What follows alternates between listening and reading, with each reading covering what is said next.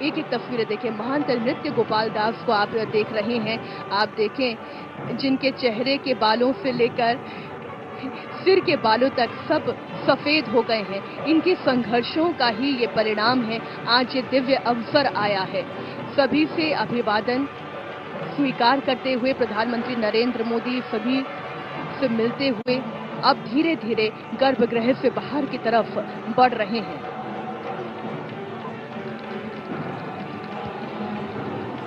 प्रधानमंत्री को प्राण प्रतिष्ठा कराने वाले मुख्य पुजारी ने चांदी की कटोरी में प्रसाद दिया है। जो आपने उनके अभी हाथों में देखा, आपके भी मन में प्रश्न आ रहा होगा कि उनके हाथों में क्या है। वो चांदी की कटोरी जिसमें उन्होंने प्रभु राम लला का प्रसाद लिया। और गर्भगृह की ये तस्वीरें आप देख रहे हैं।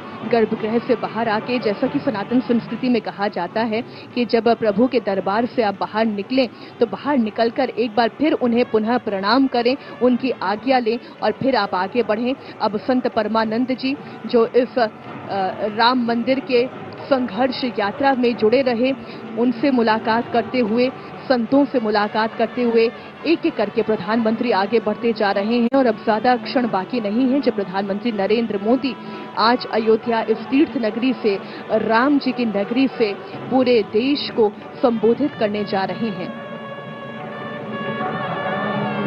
संतों का आशीर्वाद प्राप्त करते हुए, संतों के पांव में झुकते हुए, नमन करते हुए। एक वो दौर भी राजनीति का इस देश ने देखा जब संतों के सामने झुकना, जब संतों के भगवा वस्त्रों को लेकर भी प्रश्न खड़े हुए। प्रश्न तो आज भी हैं, लेकिन उन प्रश्नों से ऊपर राम की ये सरकार है, राम का ये दरबार है जहां पर सभी राम भक्त मौजूद हैं। और प्रधानमंत्री नरेंद्र मोदी सभी संतों से आशीर्वाद लेते हुए, आगे बढ़ते हुए, दंडवत प्रणाम करते हुए उनकी ये तस्वीर। और जरा इस तस्वीर को आप याद करें, किसी भी देश के नायक के लिए महत्वपूर्ण क्या है?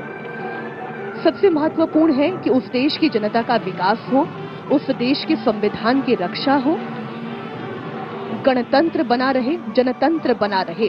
और इसलिए प्रधानमंत्री नरेंद्र मोदी जब अपनी विजय यात्रा करके पार्लियामेंट के द्वार पर भी आते हैं तो वहां दंडवत प्रणाम करते हैं, उस संविधान को प्रणाम करते हैं जो संविधान उन्हें देश का नेतृत्व देता है।